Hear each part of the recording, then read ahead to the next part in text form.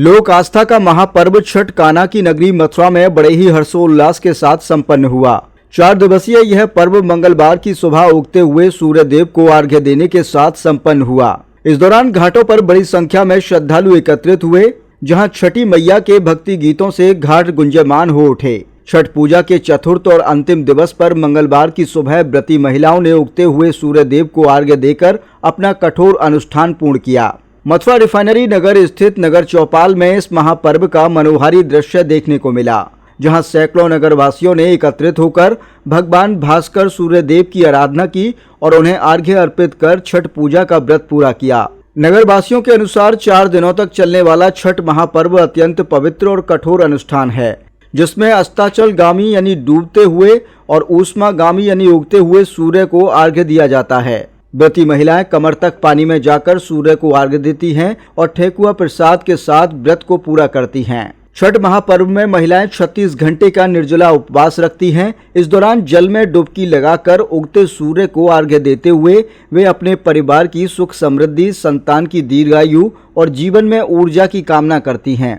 ये 4 दिवसीय पर्व 25 अक्टूबर को नहाय खाए के साथ शुरू हुआ था, जिसका समापन आज 28 अक्टूबर को उगते सूर्य देव को अर्घ्य देने के साथ हुआ। सूर्य देव को अर्घ्य देने के बाद व्रतियों ने घर लौटकर श्रद्धा पूर्वक पारण किया। 36 घंटे के निर्जला उपवास के बाद यह क्षण भक्ति और संतोष से भरा रहा।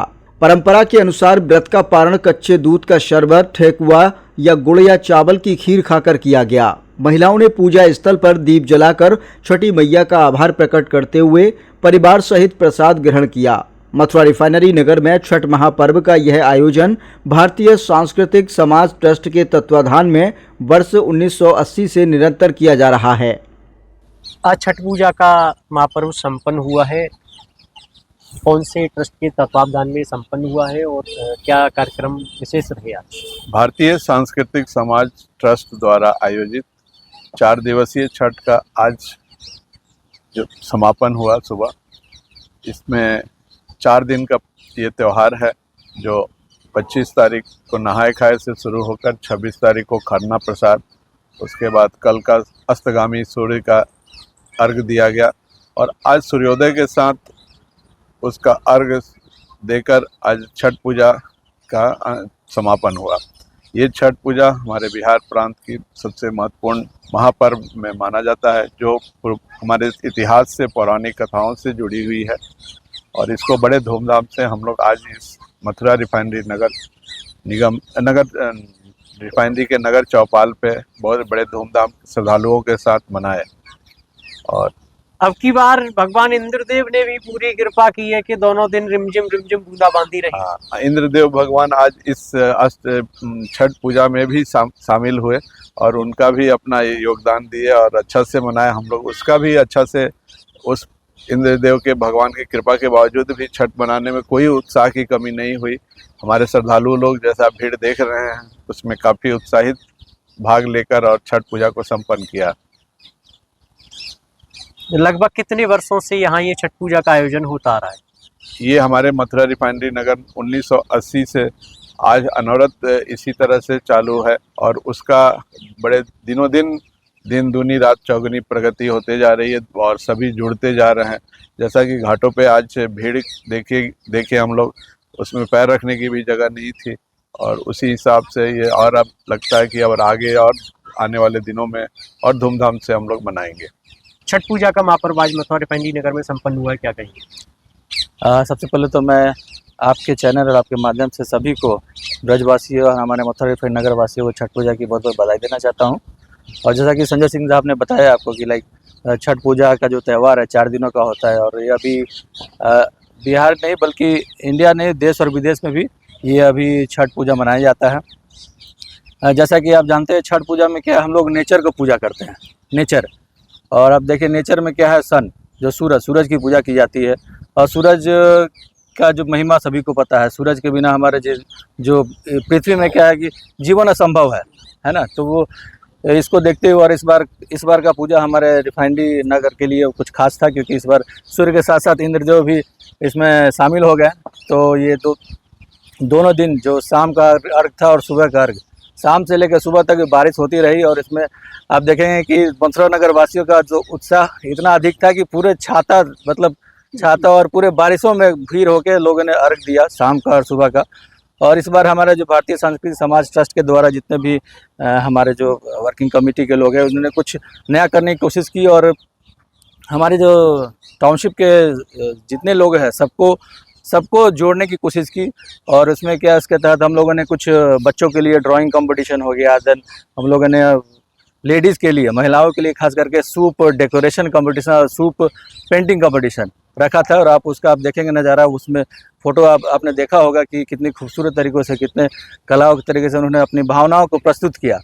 तो ये एक त्यौहार ऐसा है जिसमें क्या है कि छोटे बड़े कास्ट क्रीड और ऐसा मतलब किसी एक मतलब ग्रुप को रिप्रेजेंट नहीं करता, ये हमारे समाज को जोड़ने का और ये दर्शाता है। इससे हम लोग को मतलब छठ पूजा ऐसा है कि इससे सिखाता है कि सूर्य हम लोग जो अस्त होता है उसको पूजा करते हैं और फिर जब उदय होता है तो उसको पूजा करते हैं। तो ये हमारा मैसेज आता है कि दुनिया में कोई भी चीज़ किसी का अंत हुआ है तो उदय भी होगा। तो ये हम लोग सभी इसी भावना से और भाईचारे के भावना से इस तरह पूजा करते हैं। और हमारे इस साल खास करके हम लोगों ने बहुत सारे प्लानिंग की थी, कल्चरल प्रोग्राम किया था, लेकिन वही नेचर के सामने तो किसी का नहीं टिकता है, तो कल्चरल प्रोग्राम नहीं हो पाया रेन के कारण। लेकिन बहुत बढ़िया, बहुत एक अद्भुत तरह का नज़ारा देखने को मिला कई वर्षों के बाद, क्योंकि ये छाता में जो छठ पूजा ये बहुत मतलब कभी देखा नहीं गया। तो पहली बार हम लोगों ने इसका आनंद लिया और ये काफ़ी यादगार रहा। और हम लोग आशा करते हैं इसको और बेहद तरीके से इस तरह हम लोग अगले साल हमेशा करते रहेंगे। धन्यवाद।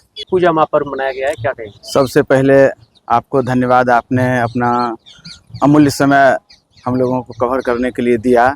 ये छठ महापर्व भारत में 7 महापर्व होते हैं, जिसमें महाशिवरात्रि के बाद छठ पर्व ही महापर्व कहलाता है। तो ये पर्व जो है सबसे बड़ा चीज़ है त्याग, तपस्या और सफाई। ऐसा मैंने भारत में इन्हें गिने पर्व होते हैं जहाँ इतनी सफाई की व्यवस्था की जाती है और इतने सही ढंग से लोग रहते हैं। और निर्जला व्रत, ये व्रत माता सीता की थी त्रेता में, जब महर्षि मुद्गल थे, मुंगेर से लगभग 13 किलोमीटर गंगा पार करके लोग जाते हैं वहाँ। तो उनको बोला था भगवान राम को कि आपका जो है सो ब्राह्मण हत्या का लगा है, रावण का जब उन्होंने वध किया तो आप जो है सो आकर के राजसूय यज्ञ कीजिए। तो फिर बोले कि ठीक है आप आ जाइए अवध। तो वो बोले नहीं मैं नहीं आऊँगा, तुम आओ। तो माता सीता गई थी, भगवान राम गए थे। वहाँ सीताचरण एक मंदिर करके है, 6 दिन वो छठ की थी, वहाँ रही थी। तो और इस नगर में मैं तो पहली बार आया हूँ। बहुत अच्छे ढंग से, जिस ढंग से मनाया गया, ऐसे तो हमारा जो नौ रिफाइनरी है सभी जगह ये मनाया जाता है, लेकिन यहाँ जितना अच्छे ढंग से मनाया गया। और इस बार एक अजब गजब और हुआ, भगवान इंद्र भी सोचे कि मैं भी माता छठ को अर्घ दूंगा, और वो संध्या में भी आकर के दिया और प्रातः में भी आकर के अर्घ दिया। धन्यवाद आपको पुनः। महापर्व की आपको हार्दिक बधाई। मैं इसके बारे में, हमारे जो साथी हैं काफ़ी कुछ कह चुके हैं, मैं उसमें कुछ ऐड करना चाहता हूँ।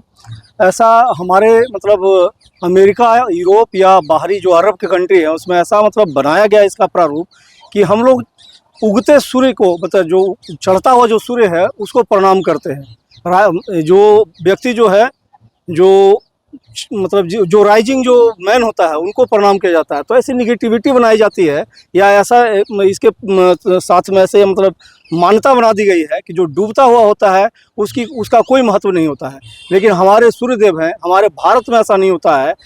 भगवान तो भगवान होते हैं, वो उनके दिशा बदलने से उनके प्रति हमारा जो मतलब प्रेम है, जो श्रद्धा है, वो नहीं बदलता है। इसलिए यह छठ जो महापर्व है इसकी एक अलग ही महत्व है।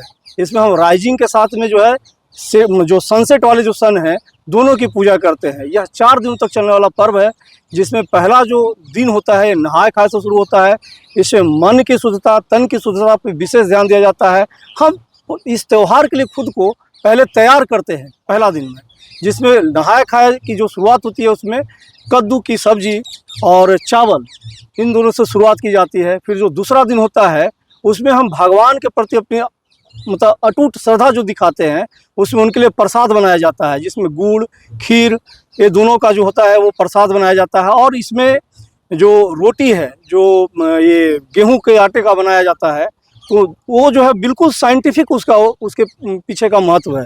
साइंटिफिक ये है कि जो गुड़ होता है वो ऊष्मा तत्व का सूचक होता है, वो सूर्य का सूचक होता है, और जो चावल और जो ये आपका जो दूध है वो चंद्रमा तत्व का सूचक होता है। तो जो व्रती जो होते हैं, दोनों के मिलाने से जो संतुलन जो बनता है शरीर में, उस प्रसाद को हम खाते हैं, ग्रहण करते हैं, और उसके बाद जो हमारे अंदर जो एनर्जी आती है, जो हमारे व्रती होते हैं वो 36 घंटे का उपवास रखते हैं। तो वो शक्ति जो है हमें, वो जो प्रसाद हम चढ़ाते हैं छठी मैया पे, जो सूर्य देव को जो प्रसाद देते हैं खड़ना के रूप में, लोहंडा के रूप में जो बनाया जाता है, वो हमारी शक्तियों को मतलब 36 घंटे के लिए तैयार किया जाता है।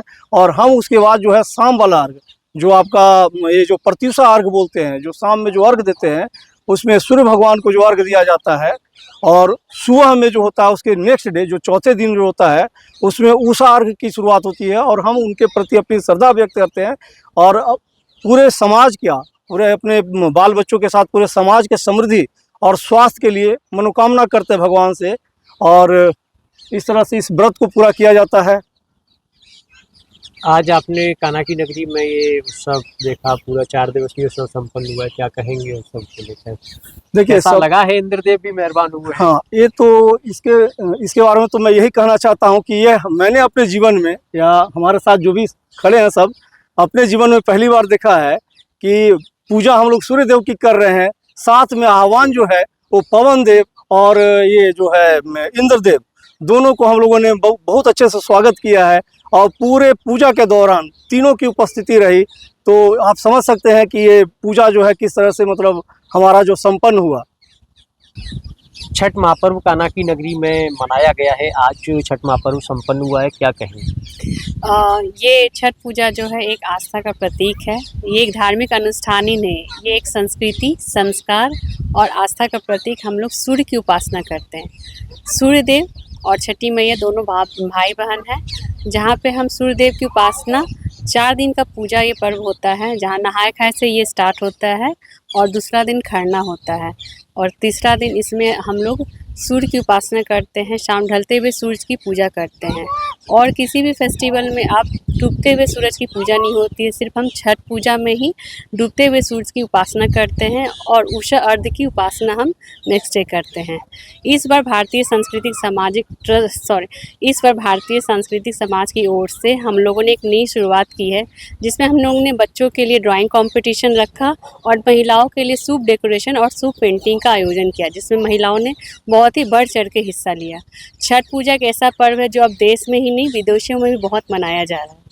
मंदिर की घंटी, आरती की थाली, नदी किनारे सूरज की लाली, जीवन में आए आपके बहार, आपको बहुत बहुत मुबारक हो छठ पूजा का यह त्यौहार। नमस्कार सभी को, धन्यवाद। जैसे कि अब की बार भगवान इंद्रदेव ने भी अपनी उपस्थिति दर्ज की है, क्या कहेंगी कान्हा इस की बार नगरी में इस पर्व को? छठ पूजा में सूर्य देव की जब हम उपासना करते हैं, मीन्स उपासना का अर्थ ही होता है ध्यान देना, भगवान का ध्यान लगाना, भगवान के साथ भगवान की उपासना करना। तो इस बार सूर्य के साथ साथ हमारे इंद्रदेव ने भी हम लोग पे बहुत ही आशीर्वाद बरसाया है, तो इसके लिए हम सूर्य देव की भी धन्यवाद करते हैं और इंद्रदेव को भी धन्यवाद करते हैं। नगर वासियों ने जैसे कि बढ़ चढ़ के भाग लिया है, क्या एक आप संदेश देंगी नगर वासियों के लिए? इस बार का भारतीय सांस्कृतिक समाज ने बहुत ही अच्छा आयोजन किया था, जिसमें हम लोग ने सभी ने, महिलाओं के साथ साथ बच्चों ने भी बहुत बढ़ चढ़ के हिस्सा लिया। और सब यही तो अनेकता की एकता का एक प्रतीक होता है, जहाँ पे हम लोग सब कोई एक साथ मिलकर छठ पूजा का पर्व भी मनाते हैं और खुशियाँ भी बांटते हैं।